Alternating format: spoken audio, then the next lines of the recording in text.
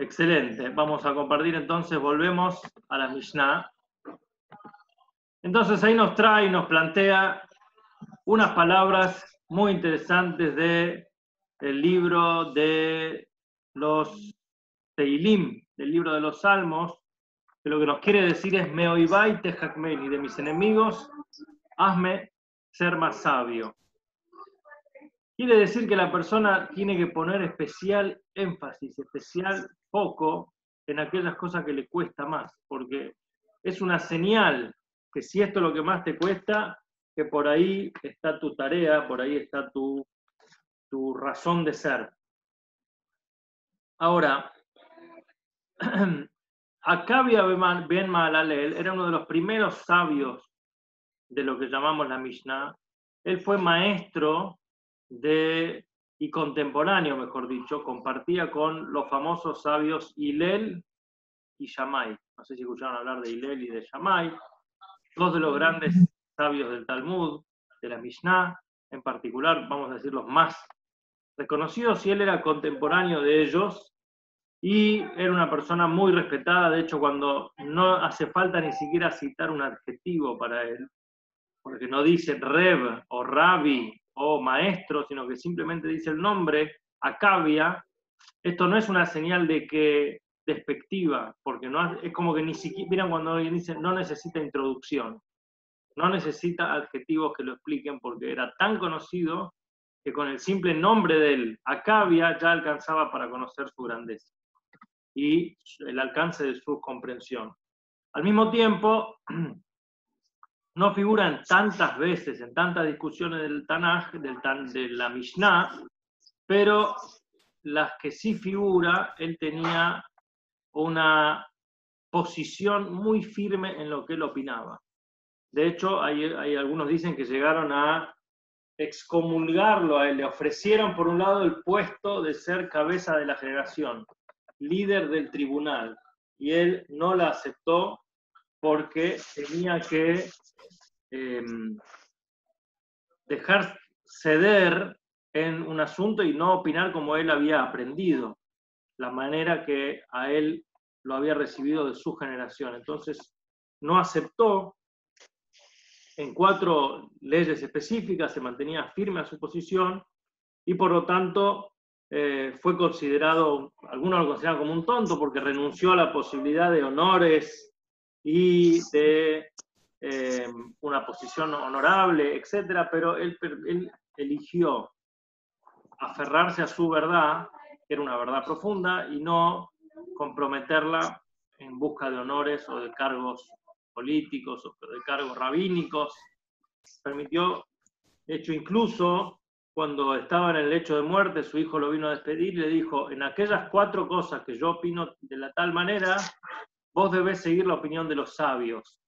El hijo le preguntó cómo puede ser que aquellas cosas que luchaste toda la vida y te tuviste tantos conflictos con el resto, ahora me decís a mí que no te haga caso a tu opinión. Dice, porque no es mi opinión, yo seguía la opinión de mis maestros y vos tenés que seguir la opinión de los maestros de tu generación.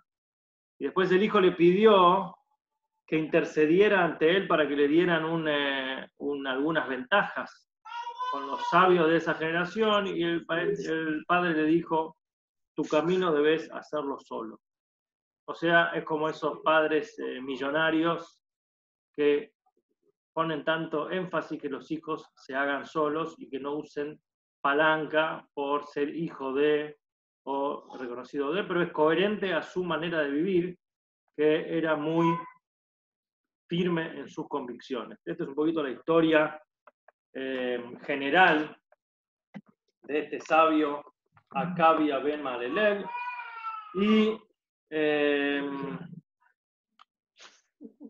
bien, esta es una de las cuestiones. Algunas personas, justamente él fue algunos excomunicado, o sea, lo mantuvieron por ser tan firme en su decisión, pero él no cedió y era muy firme en su manera de pensar. Pero vamos a avanzar ahora en sí mismo en la Mishnah que tenemos frente a nosotros. Dice así, observa y considera 3 cosas, estas 3 cosas, Acá Amalel dice, mira estas tres cosas y no llegarás a cometer una transgresión, pero en realidad la traducción literal es Bal Liyedei, no llegarás al lado de un pecado, de una transgresión. Dice tres cosas: de dónde vienes, a dónde vas y frente a quién vas a tener que dar una justificación e informe detallado. Y continúa después diciendo de dónde vienes, a partir de una gota en el fluido materno. ¿A dónde vas? Morirás finalmente, irás a una tumba, un lugar lleno de tierra, gusano y larvas. ¿Y ante quién tiene que dar un informe detallado? Ante el Supremo Rey de Reyes, el Santo Bendito sea. O sea, el primer punto que nos tenemos que detener a analizar de esta Mishnah es lo que dice acá, observa. Lo primero que la persona tiene que hacer es prestar atención, abrir los ojos. No se trata de una visión superficial, no se trata simplemente de pasar y mirar al pasar, sino se trata de una observación profunda. La persona que logra meditar en estas tres cosas tiene resuelto gran parte de la situación. O sea, hay que estar muy atento cuando uno tiene una capacidad de entender y pensar, entonces él tiene la posibilidad de cuidarse a sí mismo. Entonces tiene que tener muy en presente estas tres cosas, de dónde venimos, y esto un poco es lo que quería mostrar también con ese video que pusimos de introducción, que la persona se pregunta muchas veces cuál es mi función, cuál es mi propósito en la vida. Y el primer punto de observación es entender la función del alma, la función espiritual de la vida, que es haber venido al mundo en esta fusión de cuerpo y alma. Tenemos acá dos energías, dos opuestos que se juntan para convivir, cuerpo y alma. Entonces tenemos que saber de dónde viene también cada uno, cuál es el propósito de cada uno. Acá tenemos la visión temporal de la experiencia, de la aventura de la persona en este mundo, en la duración que esto tenga. Y después tenemos la figuración de, como dice al final, frente a quién debes presentarte. La persona atraviesa en este mundo. Como hay una famosa canción, no sé si conocen también la expresión, que se cita también a Rabino Nachman de Breslev, Kola Olam Kulot, todo este mundo es un Gesher Tzarmeo, es un puente angosto nada más, que es un estado, en este mundo es un estado transitorio, un estado de transición, un estado de que el cuerpo y el alma tienen una convivencia limitada frente a la profundidad y eternidad del alma. Entonces, cuando uno presta atención a estas tres cosas y uno puede observar que es una meditación profunda, no llegará a cometer una transgresión. Alcanza solamente con esta introducción para pensar en estas tres cosas y ya llegas a esa conclusión. Entonces, hay una pregunta que el Rebbe trae sobre esta Mishnah y dice, ¿por qué necesita? Es redundante. Cuando uno la lee de corrido, entiende que vuelve a repetirse. Dice, observa tres cosas y no llegarás. De dónde viniste, a dónde vas y frente a quién tenés que dar un informe. Y después vuelve a decir, ¿de dónde viniste? ¿Para qué repite? Entonces, es muy interesante cómo construimos que esta Mishnah está dividida en realidad en tres partes. Y le está hablando a tres categorías distintas de personas. A la primera categoría alcanza con que le diga, observa y considera tres cosas y no llegarás a cometer una transgresión. Punto. Ahí le está hablando a un grupo de personas. La segunda parte es, has de saber de dónde viniste, a dónde vas y ante quién vas a dar una justificación e informe detallado. Punto. Así, esa fue la segunda respuesta y la segunda guía de vida que le dio al segundo grupo de personas. Y la tercera parte dice, ¿de dónde viniste? De una gota deteriorada. ¿A dónde vas? A un lugar lleno de tierra y gusanos. ¿Y ante quién darás informe detallado? Ante el Rey de Reyes. A una tercera categoría de personas. ¿Quiénes son estas tres categorías? Entonces, en la descripción básica de las jerarquías espirituales, tenemos tres categorías. Justos, tzadikim, personas piadosas, personas que han logrado trascender la lucha cuerpo a cuerpo, como se diría, con la moral, con el libre albedrío, o sea, que son personas que han vencido a los impulsos negativos, tóxicos de sí mismos, entonces están a un nivel muy alto de conducta. Entonces a esa persona lo primero que le dice, observa tres cosas. La persona tiene que ser consciente de tres cosas que son el, Dios y el mundo.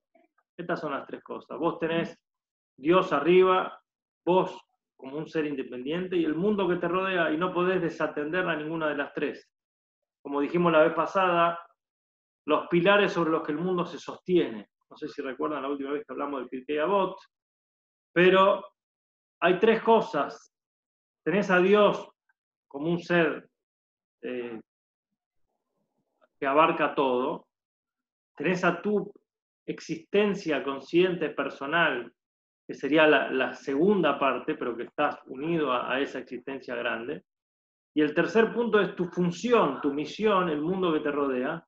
Pero si vos observás cada una de estas tres cosas y que las tres en realidad son una sola, entonces no vas a tener ningún problema. O sea, tenés que ver que las tres surgen de una raíz, de un mismo lugar.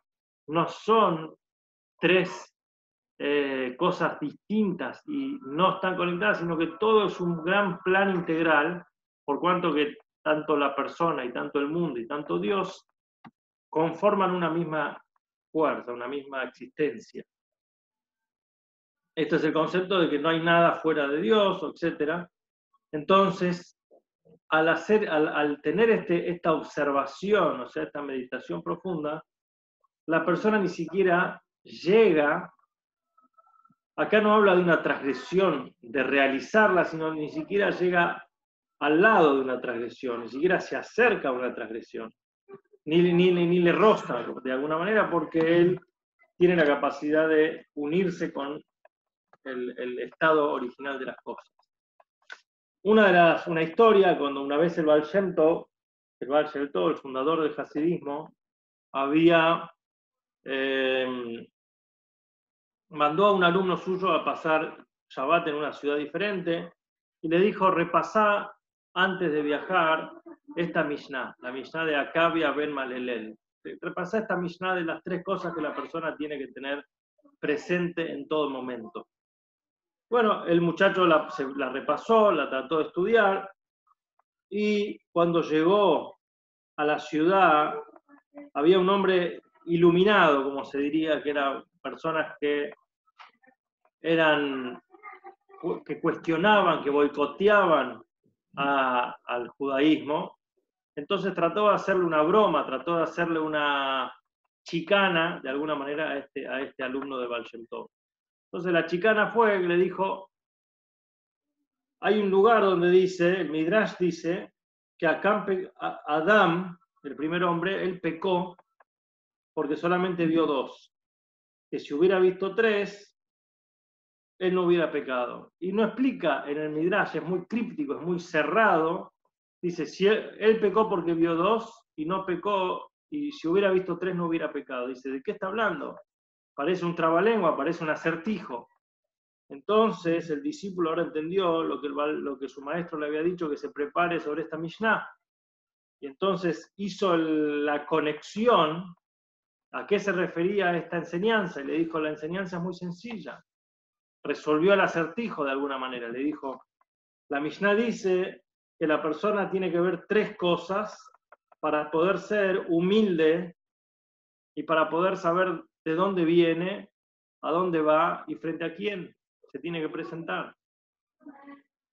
Entonces, hay una sola persona en el mundo que no tiene la capacidad de ver estas tres cosas. ¿Quién es la persona en el mundo que no tiene la capacidad de ver estas tres cosas? Adán, el primer hombre, no viene de una gota fétida, no viene por una creación humana, sino que viene creado por Dios, mano y obra del Creador. Entonces, él no podía mirar de dónde viene y tener esa humildad. Porque si él iba a decir, ¿sabes de dónde vengo yo? Yo soy el... No podía practicar esa humildad en esa manera porque él claramente sentía que Dios lo había creado, y fue así. Entonces, por eso dice, Adán pecó porque vio solamente dos. Él vio a dónde iba, era mortal, y frente a quién tenía que presentarse, frente a Dios, pero no veía la primera de las tres recomendaciones que nos dice acá. Bueno, cuando él dijo esta enseñanza, el muchacho, el que lo estaba provocando, tuvo que concederle la victoria y quedó avergonzado él por tratar de hacerse el pícaro. Pero lo que acá vemos es esta cuestión de que el ser humano tiene que analizar estas tres cosas. Hablando sobre la humildad, hay algo muy interesante que voy a compartir ahora, que es, vemos la diferencia entre la humildad y la arrogancia. Nosotros venimos de la fiesta de Pesaj. Pesaj, la comida de Pesaj es la matzá. La matzá es el pan chato, ¿sí? El pan chato que no tiene gusto, no tiene leudado, no se elevó, se tiene que cocinar en 18 minutos como máximo. Y todo el concepto de la fiesta de Pesaj es la humildad. Cuando la persona tiene que pensar en su humildad, pensar, la leudar representa la arrogancia, representa el inflarse, el ego. Matzá representa lo contrario del ego. Entonces, la palabra matzá en hebreo, si uno toma el valor numérico de cada letra, suma Hey, la letra Hey en hebreo suma 5, la letra Tzadik suma 90, la letra Mem suma 40, es igual 135. La palabra Hametz, que se refiere a los productos que no están permitidos comer en Pesaj, que es los productos leudados con levadura, tiene casi las mismas tres letras. Fíjense en la forma de las letras. La Mem es igual, la Tzadik es igual, y lo único que cambia es una Het, que es la octava letra del abecedario, que no suma 8, contra una Hei, que es la quinta letra del abecedario, que suma 5. ¿Ven? Son casi iguales. La única diferencia entre una y la otra es que esta tiene una pequeña abertura arriba y esta está completamente cerrada. O sea, esta abertura representa la abertura de la humildad. Y en el valor numérico, una suma 138, Hametz, la arrogancia, y la otra suma 135, humildad. ¿Cuánta diferencia hay entre una y la otra? 138 menos 135, ¿cuánto nos da? 3. 3. ¿Y qué quiere decir Sí. esto? Que para tener la humildad hay que estudiar las tres cosas que nos dijo la Mishnah. Cuando uno tiene las tres cosas, pasa de ser arrogante a ser humilde. Entonces, me pareció muy buena la manera de enseñarlo. Esto se llama gematria, valor numérico de las letras. Pero dice, la diferencia entre la humildad y la arrogancia son tres. ¿Cuáles son las tres? Las acabamos de ver. El poder analizar de dónde venís, a dónde vas y frente a quién tenés que presentarte y dar juicio de tus acciones. Entonces, me pareció muy buena No, te iba a hacer una pregunta, si se puede. Sí, por favor. Que tiene que ver, me acuerdo que nos explicabas en la clase del lunes, el número 3, que era, si me acuerdo bien, la compasión. También. Puede ser que también. Sí, también, ¿por qué? Porque es la unión de dos opuestos.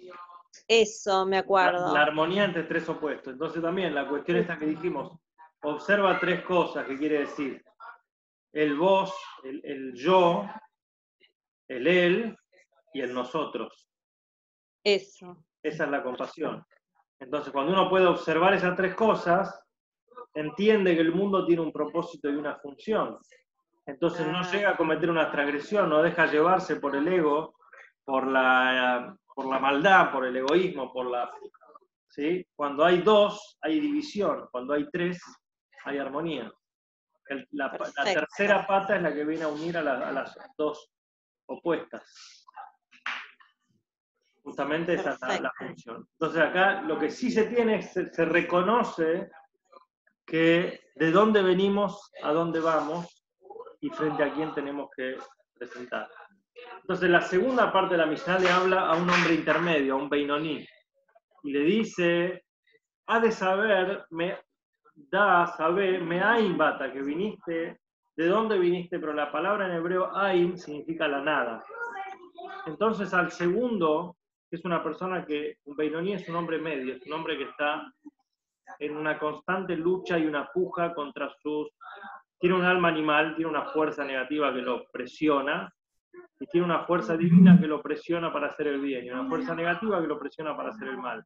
Y él por lo general le gana la batalla, pero no deja de dejarlo tranquilo, no es que lo deja tranquilo, sino que tiene una batalla constante del día a día. Entonces, ¿qué tiene que tener él? Tiene que tener una capacidad de elevarse por sobre la mediocridad. ¿Cuál es la capacidad de elevarse sobre la mediocridad? Sabe que me'ain bata, que vienes de la ain. Ain en hebreo también es vienes de la nada. O mejor dicho, la nada es la creación ex nihilo. El mundo es creado algo a partir de la nada. Yesh me'ain, algo a partir de la nada. Entonces le dice, sabes que vienes de un lugar muy profundo, que se llama Ain, que se llama la nada, que lo que el mundo conoce como existencia es falso y viene de ahí y surge de ahí, de algo que no es el mundo y no puede crearse como el mundo. Porque a diferencia de las creaciones materiales que necesitan una materia prima, vienes de un lugar que es la nada, que no es materia prima. Entonces está en otra categoría y otra dimensión de la que conocemos en el mundo. ¿Y a dónde vas? A un lugar que se llama Le'ana Taolef, y vas a un lugar también que tiene que ver con un lugar distinto, profundo, y frente a quién, frente a mí, frente a un nivel muy, muy espiritual también, que se llama mí, en hebreo, que es las letras Mem y Yud. Tú tienes que presentarle y darle juicio y veredicto.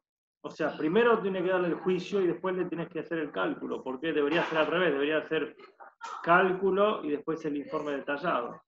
Y esto es un poco lo que hablamos la vez pasada, que a la persona le muestran una película de su vida y le piden que dé el veredicto y después le dicen, esta persona que viste sos vos.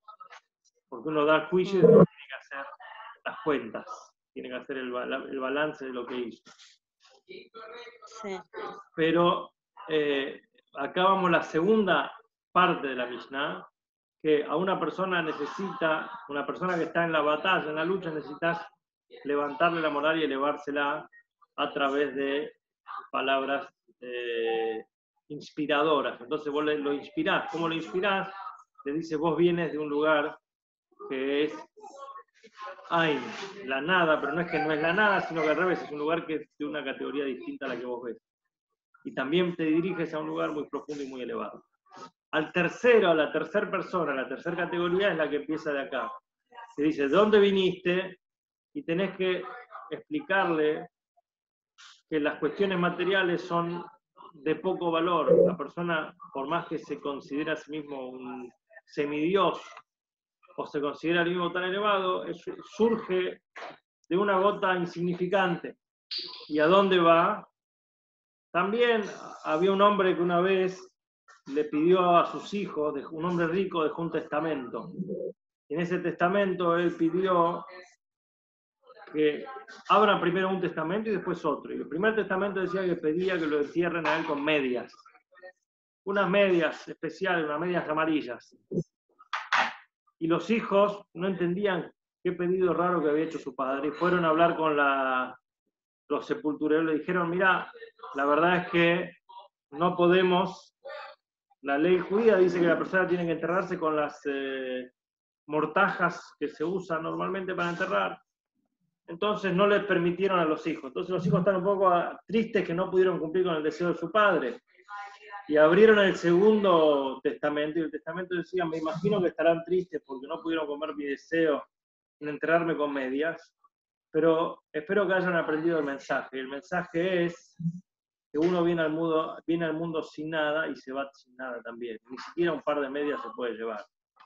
Entonces, pongan atención a las cosas importantes de la vida y no a las cosas efímeras que vienen y van, como el dinero, como los valores monetarios. Entonces, este fue el mensaje que le dio. Y acá también un poco lo que le está diciendo, mira de dónde vienes y a dónde vas. El hombre viene y es vulnerable y es, ¿cómo se dice?, frágil. ¿Y a dónde se dirige también?